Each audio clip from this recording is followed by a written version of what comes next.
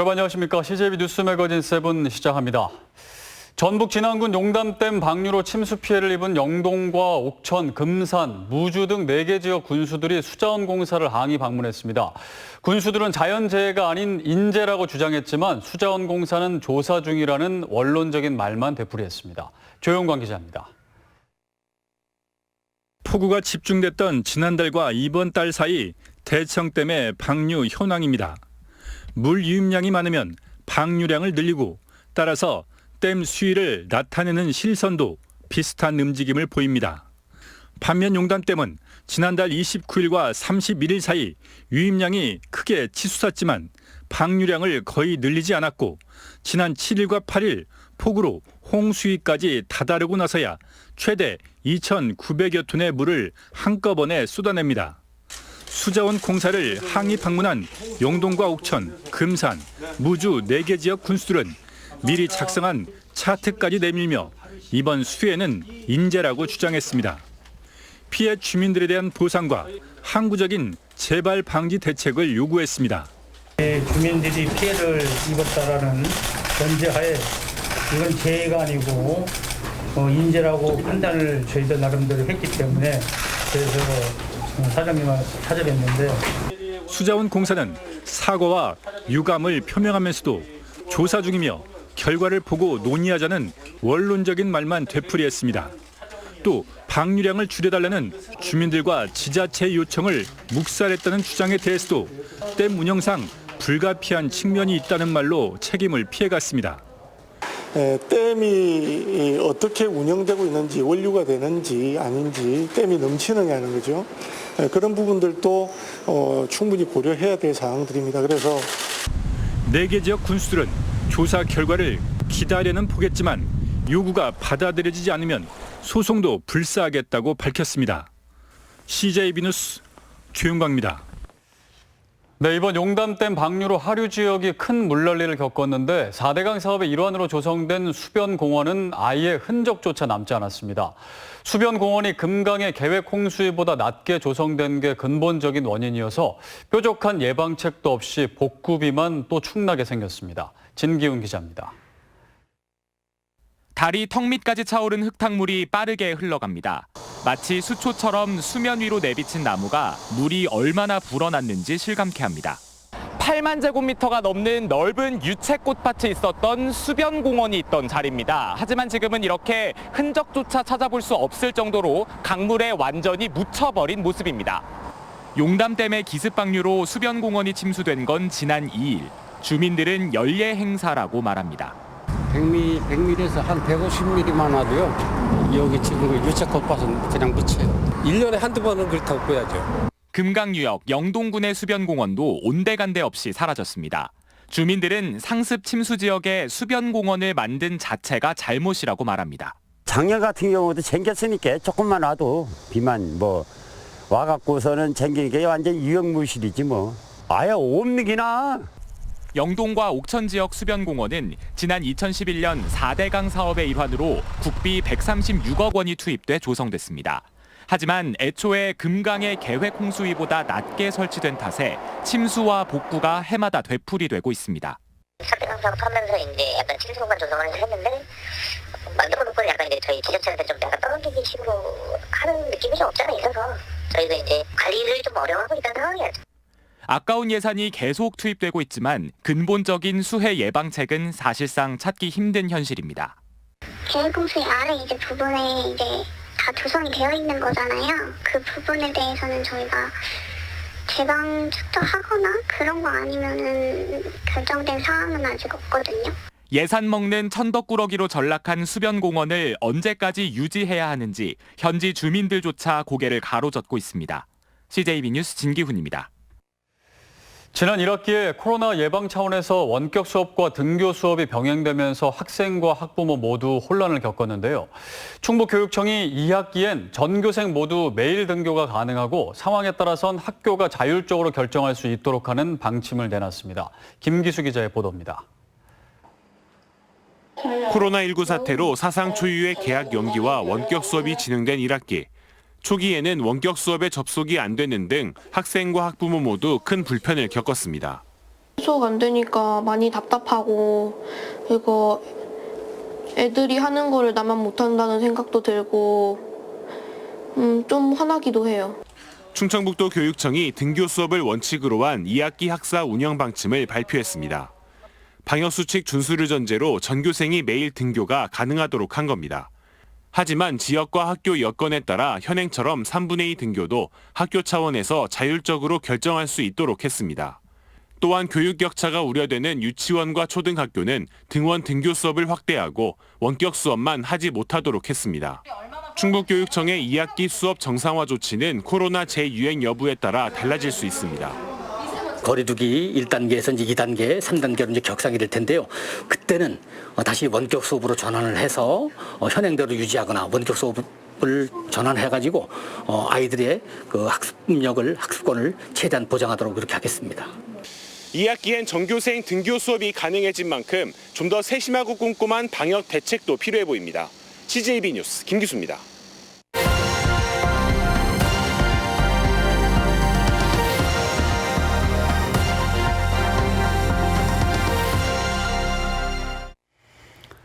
경남 하동 화개장터를 비롯해 경남 곳곳의 침수 피해 지역에서 복구 비용이 눈덩이처럼 불어나고 있습니다. 하지만 지자체들이 재난관리기금을 코로나19 대응에 대부분 미리 써버린 탓에 남은 돈이 거의 없습니다. 수해 복구에 또 다른 복병이 되고 있습니다. KNN 주우진 기자입니다. 419mm 물폭탄이 쏟아졌던 경남 하동군 화개장터 일대입니다. 지붕만 남기고 모두 잠겼었는데 물이 빠진 지금은 전쟁터를 방불케 합니다. 진열 상품과 집기류 등 온통 진흙투성이고 수도와 전기도 끊어졌습니다. 다른 마을까지 합치면 건물만 336채, 농경지 74헥타르 등이 피해를 입었습니다. 추산 피해액만 100억대, 복구 비용은 300억이 넘을 것으로 예상됩니다.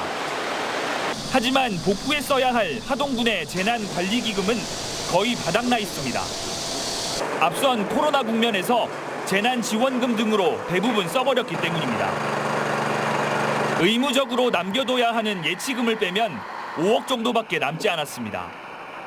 다른 지역도 마찬가지입니다. 합천군의 경우 이번 수해 복구에 쓸 수 있는 돈이 3억 정도에 불과합니다. 전체 68억 가운데 코로나 관련해서만 50억 정도를 이미 썼습니다. 거창군도 10억 정도밖에 안 남았고 창녕군은 아예 한 푼도 없습니다. 예치금마저 일부를 코로나에 써 예비비로 예치금을 메워야 할 판입니다.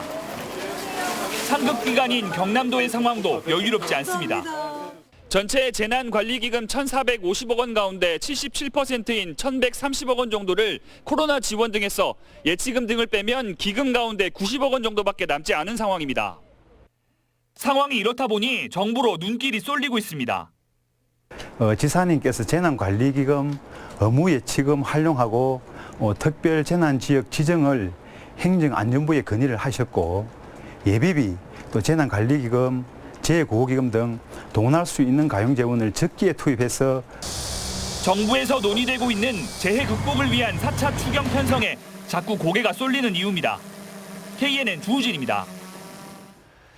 강원도 철원의 민북마을 이길리는 집중호우로 한탄천이 범람하면서 마을 전체가 물에 잠기는 큰 피해를 입었는데요. 이번이 벌써 세 번째 겪는 물난리다 보니 주민은 물론 철원군도 집단 이주 문제를 논의하기 시작했습니다. 지원 최경식 기자입니다. 마을 전체가 황토빛 강물에 잠겼습니다. 닷새간 700mm가 넘게 쏟아진 집중호우에 한탄천이 범람하면서 마을을 집어 삼킨 겁니다. 유입된 강물의 양이 워낙 많아 어디가 강이고 마을인지 분간하기조차 힘들 정도입니다. 주택 73채가 침수됐고 주민 139명 모두 하루아침에 이재민 신세가 됐습니다. 지난 1996년과 1999년 큰 물난리를 겪은 이후 벌써 세 번째입니다. 잊을만 하면 반복되는 물난리에 주민들은 결국 집단 이주를 건의하고 나섰습니다. 지난 2011년 240억 원을 들여 마을에 배수 펌프장을 설치하고 교량 정비도 마쳤지만 또다시 물난리가 나자 이제는 다른 대안이 없다고 판단한 겁니다. 처음엔 허탈했는데 이제 좀 화가 나는 그런 추세예요. 그리고 또 근데 좀 안정이 되는 게 뭐 군수님이라든지 뭐 그 중앙부처분들이 이제 집단 이주를 목표로 해야 되는 거 아닌가. 철원군은 피해 조사와 수해 복구가 끝나면 주민 의견을 수렴해 강원도와 국방부 등 유관기관과 이길리 마을의 집단 이주 문제를 논의할 계획입니다. 이현종 철원군수는 이길리를 찾은 정세균 국무총리에게 수해 마을 집단 이주 문제를 건의했습니다. 정 총리도 취지에 공감했습니다. 그냥 단순히 복구 차원이 아니고 근본적인 대책이 필요할지도 모른다는 생각이 들어요.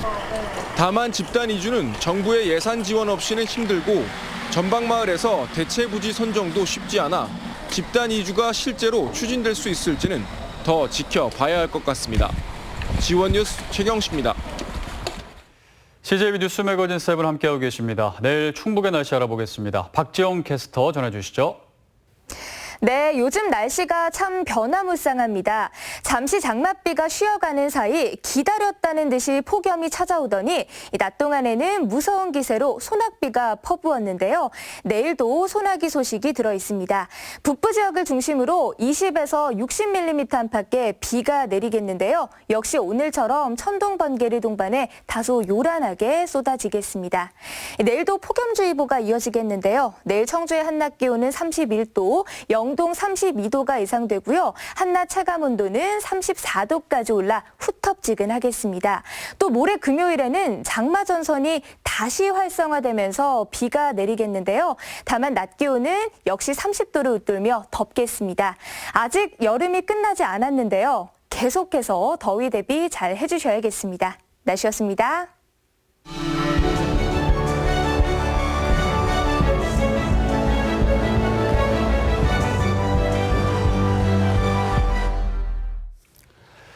네, 오늘의 이슈와 화제입니다. 여러분, 비투라는 말 들어보셨나요? 빚을 내서 투자한다의 줄임말인데요. 요즘 빚을 내 투기성 투자에 나서며 인생 역전을 노리는 2030 세대가 늘고 있다고 합니다.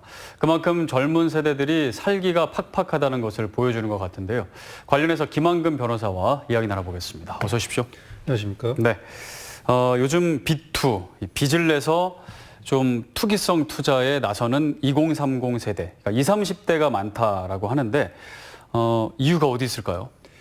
저희가 다양한 요인이 결합돼서 이런 현상이 발생하고 있다고 보시면 되는데요. 네. 일단 먼저 가장 길게는 2008년 금융위기 이후에 발생한 기본적인 돈의 흐름이 있습니다. 이때부터 양적 완화 정책으로 시중에 돈이 많이 풀리는 반면에 저금 현상이 지속돼 왔죠. 그런데 그 이후에 이런 금융위기에 따른 양적 완화 현상이 정상 궤도로 다시 올라오기 전이죠. 미국 같은 경우는 상당 부분 올라왔었는데요. 우리나라 같은 경우는 그 와중에도 경기 침체가 좀 계속되고 있었죠. 네. 그랬는데 코로나19 사태로 인해서 다시 한번 사상 초유의 양적 완화 정책을 시행하고 있습니다. 돈이 시중에 엄청나게 많이 풀리는 거죠. 그리고 반면에 금리 같은 경우에는 사상 최저 수준으로 낮아졌습니다. 우리나라 같은 경우가 0.5% 수준으로 낮아지지 않았습니까? 그렇다니까 결국 시중에 돈은 넘치는데 그 돈을 예적금을 통해서 자산을 부풀리기는 어렵지 않은 상황이 계속되고 있었다. 네. 일단 이렇게 보시면 되고요. 그런 와중에 자산 가치가 급격하게 뛰어오르기 시작합니다. 특히 부동산 문제인데요. 우리 주택 가격이 지난 몇 년 동안 계속 폭등을 하고 있었죠. 그러다 보니까 정상적으로 내 집을 마련하기 어려운 상황이 됩니다. 보통 네. 사람들 같은 경우에도 주택을 소유하고 있는지 마는지에 따라서 상대적 박탈감이 상당히 심해요. 그러다 보니까 미래의 주거 안정이나 이런 것에 대해서 불안감을 느낄 수밖에 없는 세대가 되는 것이죠. 네. 그러다 그런 상황에서 사실 부동산에서 영끌이라는 단어가 있었습니다. 영끌도 똑같아요. 모든 걸 다 끌어서 하기 때문에 사실은 비투인 것이죠. 네. 근데 이 부분도 각종 규제로 인해서 지금 현재로서는 신규로 시장에 진입하는 것은 상당히 어려워진 상황이라고 보게 됐습니다. 그러면 이런 상황에서는 눈을 어디로 돌리게 되죠? 쉽고 적게 투자해서 많은 수익을 낼 수 있는 수단인데 그게 대표적인 것이 로또나 주식 같은 게 되는 것입니다. 네. 그리고 또 하나 있습니다. 우리가 과거의 경험을 통해서 주식시장에서는 학습 효과가 상당히 있는데요. 97년 IMF 구제금융 사태하고 2008년에 리먼브러더스 파산 같은 금융위기가 있습니다. 그때 상승장을 겪으면서 학습 효과가 생긴 거죠. 뭐냐 하면 네. 폭락장 뒤에는 반드시 상승한다. V자로. 지금 현재 우리나라 주식 같은 경우에도 어떻게 됐나요? 이미 떨어졌던 것 이상으로 충분히 상승을 한 상황이기 때문에 네. 젊은 세대들도 이때는 가야 되는구나. 그리고 상승이 지속되니까 그걸 따라서 들어가게 되고 늦게 들어간 사람은 어떻게 되죠? 다시 또 추매를 하게 되고 2030 세대 같은 경우는 어떻게 됩니까? 기본적으로 본인들이 가진 자산이 부족해요. 네. 그러다 보니까 상승이 계속 이루어지니까 지금이라도 가야 되고 그렇다 보면 내가 위험을 좀 감수할 필요가 있구나라고 해서 신용융사가 늘어나게 된 것이다. 이렇게 보고 있습니다. 그러니까 누가 그 주식으로 돈을 벌었다더라 하면은 또 나만 안 그렇죠. 하면은 좀 일단 괜히 손해 보는 주변에서 것 같고. 지금 현재 같은 경우에는 직장에 가면 네. 주식 얘기를 하루도 하지 않는 경우가 없다고 합니다. 그럴 정도로 많이 있고 특히 지금처럼 상승장이 지속될 때는 어떻게 되겠어요? 잃었다는 사람보다는 손해를 봤다는 사람보다는 어떻게 해서 벌었다는 것 그리고 그런 수익률 정도가 예금이나 이런 거를 상상하기 어려운 정도의 수익률이 하루 이틀 사이에 금방 발생을 하게 됩니다. 하루에도 최대 30%까지 벌 수 있으니까요. 상한가를 치게 된다면. 그러니까 이런 얘기를 듣게 되면 주저하던 것이 지금이라도 가야 되는가 이런 마음으로 바뀌게 되는 것이죠. 네. 그러니까 지금 그런 거군요. B2라는 게 이제 빚을 내서 투기성 투자에 나서는 2030 세대가 늘고 있다는 건 그러니까 쉽게 말해서 주식을 많이 한다는 거네요. 그렇습니다. 기본적으로 주식이나 이제 로또도 얘기하셨고요. 네, 맞습니다. 그러니까 이제 우리가 사실 뭐 투자 또 고위험 투자 같은 경우에는 여유 자금으로 투자를 하는 것이 안전하다 하는데 그러니까 빚을 내서 그 고위험 투자 주식을 한다는 것은 어떻게 보면 되게 위험한 거잖아요. 그러면 이런 상황들을 어떻게 보고 계세요? 근데 기본적으로 B2라는 말 자체가 자신이 가지고 있는 자산 가치가 아니라 자산을 신용으로 빌려서 그렇죠. 빌려서 초과한 신용으로 투자를 하는 것이기 때문에 기본적으로 위험성이 있습니다. 그런데 지금 현재 주식시장을 저희가 좀 살펴보면 현재 개인의 신용융자 거래라고 합니다. 개인이 주식을 매수하기 위해 증권사로부터 빌린 돈인데 이게 역대 최대치인 15조 원을 초과한 상황입니다. 그런데 작년과 비교해보면 작년 같은 경우가 평균 9조 7천억 원이었으니까 지금 이미 작년에 비해서 50% 이상 초과 신용융자가 이루어진 것이죠. 그런 반면에 외국인이나 연기금 이런 기관 투자자 같은 경우에 상반기에 전부 순매도를 했습니다. 근데 기관들은 매도를 하고 있는데 경제 상황을 보고 개인들은 끊임없이 들어오는 것이죠. 그래서 일명 뭐 동학개미 운동이라고 하면서 주식시장을 받치고 있는 상황인데요. 문제는 그런 것이죠. 이렇게 빚을 내서까지 투자를 하게 되면 기본적으로 제가 빚을 내면 어떻게 되죠? 이자를 내게 되잖아요. 그러다 보니까 장기 투자보다는 단기 투자에 집중을 하게 되고 우량주가 몰려있는 코스피보다는 코스닥으로 가게 됩니다. 그리고 중소형주 위주로 가게 되고 특히 종목을 고를 때 테마주 위주로 가게 돼 있어요. 지금 같은 경우는 코로나19나 제약 바이오가 아주 집중 테마주겠죠. 근데 상승장에서 상관이 없지만 이런 종목들의 특징은 그렇습니다. 많이 올라간 만큼 어느 날 한번 떨어질 때 많이 떨어지게 되죠. 그렇죠. 근데 이렇게 될 경우에는 그 손실이 단기간에 회복된다는 보장이 없습니다. 그러면 이 사람은 자기 자산이 없는 상황에서 빚만 늘어났기 때문에 결국 일상생활이나 직장생활까지 상당한 영향을 미치게 되죠. 그런 위험을 가지고 있는 겁니다. 주의를 기울여야 될 것 같은데, 그러니까 이제 그동안은 사실 뭐 투자라고 하면 부동산 그리고 이제 주식 그렇게 했는데 사실 2030 세대는 그 뭐 물론 부동산에 하는 분들도 있지만 부동산으로 투자하기에는 요즘은 뭐 규제도 많고 해서 이제 부동산을 접근하기가 쉽지가 않잖아요. 일단 말씀하신 것처럼 저희가 규제가 상당 부분 많이 늘어났습니다. 그런데 더 중요한 것은 주택가격이 이미 많이 상승을 해서 저희가 월급을 꼬박꼬박 모아서 저축을 해서 목돈을 마련하더라도 대출 규제로 인해서 쉽지 않고 그리고 매월 적립식으로 저축했을 때 붙는 이자가 지금 기준금리가 0.5%니까요. 그럼 실제 거기서 조금 더 붙여주면 1%를 조금 넘을 겁니다. 왔다 갔다. 그런 수준의 이자를 가지고서는 목돈을 만들기도 기대하기 어렵고 대출 규제로 인해서 목돈에 대출을 통해서 사는 것도 어려워진 상황이니까 사실 정상적인 방법을 통해서 우리가 어떤 미래, 지금부터 5년 아니면 10년을 딱 정확하게 설정해서 이때는 내가 집을 사야지라고 하는 것이 좀 쉽지 않은 상황이죠. 그러니까 저도 사실 2030, 그러니까 저도 이제 30에 속하는 세대인데 남일 같지 않고 사실 뭐 부동산 규제도 있고 이제 부동산으로는 뭘 하기는 쉽지 않다. 그리고 그런 월급으로는 또 답이 안 나오고 그래서 이제 유일한 거는 이제 주식밖에 없다. 뭐 그래서 주식으로 좀 몰리는 것 같아요.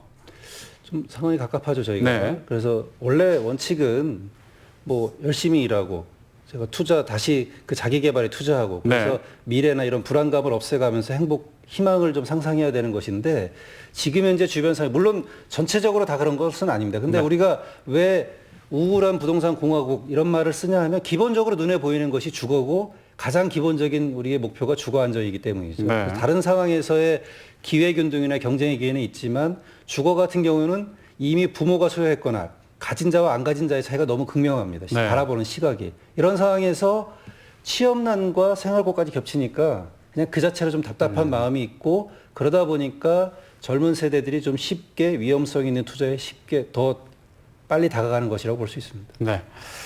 지금 이제 청년들이 주식에 뛰어드는 이런 현상은 우리나라만 있는 뭐 특수한 상황은 아니고 현재 뭐 한국뿐만 아니라 중국과 미국에서도 비슷하게 나타나고 있다고요? 그렇습니다. 뭐 우리나라만 있는 것은 아니고 네. 중국과 미국도 동일하게 나타나고 있습니다. 미국에서는 저희가 로빈 후더라는 이름으로 불리고 있고요. 네. 중국에서는 청년 부추라고 불리고 있습니다. 그래서 미국 같은 경우에는 로빈 후더라고 불리는 이유가 로빈 후드라고 하는 주식 애플리케이션이 있다고 합니다. 그런데 이 앱에 가입된 가입자의 평균 연령이 31세 정도인데 작년에 계좌가 600만 개였는데 올해 5월을 기준으로 1,300만 개까지 늘어났다는 것이죠. 2배 이상이나. 그렇죠. 네. 평균 31세니까 젊은 층의 주식 투자가 폭발적으로 늘어났다는 것을 보여주는 단적인 예입니다. 네. 그리고 중국 같은 경우에는 청년 부추라고 불리는 이유는 80년대에서 90년대생들을 의미하는 것인데 이분들이 부추가 위를 자르면 아래가 다시 자라난다는 거예요. 네. 그래서 부추처럼 주식시장에서 주식이 떨어져서 손실을 봐도 뭐예요? 우리가 마치 불나방이라 그러나요? 네. 계속 손실을 메꾸면서 달려든다는 것이 주식시장에. 그래서 주식을 받쳐주고 있어서 청년 부추라고 하는데 이 상황에서 사실 가장 문제는 그렇습니다. 미국이나 중국도 마찬가지로 이렇게 젊은 층이 투자하는 분들이 위험 자산에 많은 선호를 하고 투자를 하고 있다는 것이죠. 네.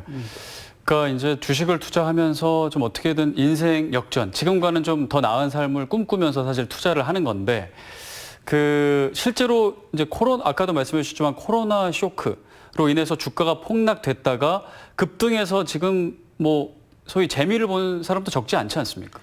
오히려 지금은 상당히 장기적으로 상승장이 이루어지고 있습니다. 누구도 예상 못한 장인데요. 상승장이 이루어지고 있기 때문에 아주 특별한 위험 자산에 투자하거나 이런 것들을 빼고 평균적으로 투자하신 분들은 대부분 본인이 기대했던 것보다 상당한 수익을 보고 있을 겁니다. 네. 왜냐하면 코스피 지수 같은 경우가 코로나19 사태 초기에 1,400선까지 밀렸었습니다. 그런데 지금 현재 2,400포인트를 이미 돌파했기 때문에 이것을 수치로 계산해 보면 저희가 지수에만 투자했어도 70%의 수익을 보는 겁니다. 네. 1,000만 원이면 벌써 700만 원 정도 수익을 본 것이죠. 그리고 코로나19 테마주들이죠. 아주 뭐 빛을 봤지만 예를 들면 이것이 뭐 꼭 좋은 것은 아닙니다. 근데 단적인 예를 들어야 되기 때문에 네. 예를 들면 제약 바이오주 중에 특히 대표적인 것이 뭐 시젠이라는 종목이 있습니다. 네. 코로나19 진단 키트 제조업체인데요. 1월 달에 3만 원이었던 주식이 지금 현재 얼마까지 갔을 것 같습니까? 3만 원이었던 게요? 네.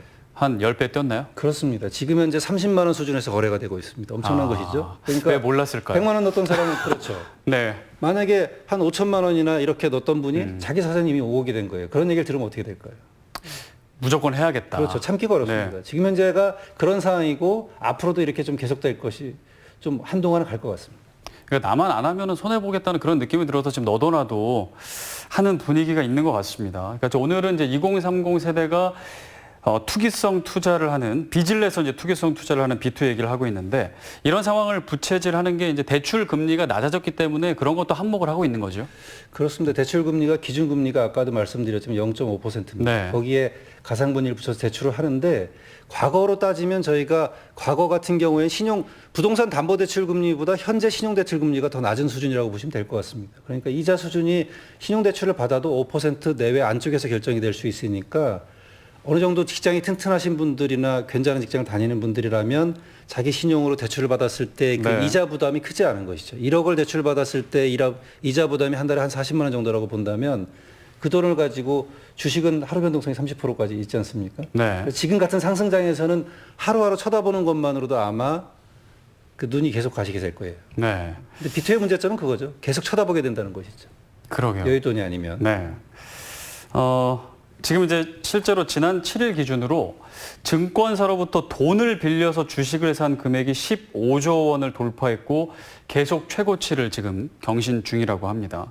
금융당국에서는 2030 세대들이 상당 부분 빌린 것으로 지금 이렇게 보고 있는데 그러니까 2030 세대들이 돈을 빌려서 계속해서 지금 주식을 사고 있는 그런 상황이다라는 건데 이런 상황 지금 조금 뭐 위험하진 않나요? 좀 제재가 있어야 되지 않을까 싶기도 하고요. 어떻습니까? 근데 저희가 뭐 기본적으로 증권사에서 제재를 한다기보다는 증권사 같은 경우에는 신용융자를 해줄 수 있는 제한이 있습니다. 자기 자본의 100% 이내에서만 해줄 수 있는데요. 지금 현재 이미 증권사의 신용공여 한도가 거의 다 소진되어 있는 상황입니다. 삼성증권 같은 경우에는 이미 신용공여하고 예탁증권이도 이 증권담보대출 같은 경우는 일시 중단했다가 현재 신용융자만 다시 개시한 상황이고 한국투자증권이나 KB증권 같은 경우에는 이미 예탁증권 담보대출을 중단한 상황입니다. 따라서 증권사에서 추가로 해주고 싶어도 지금은 못하는 상황입니다. 그리고 금융기관 같은 경우, 은행 같은 경우를 저희가 생각해 볼 수 있는데요.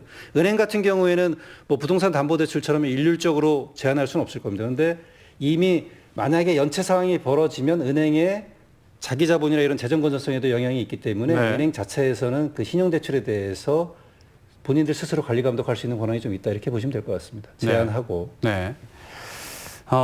근데 어떻게 보세요? 지금 뭐 사회가 뭐 크게 변하지 않는 한 2030 세대들의 비투 이런 열풍 이거는 좀 한동안 계속 지속되지 않을까요?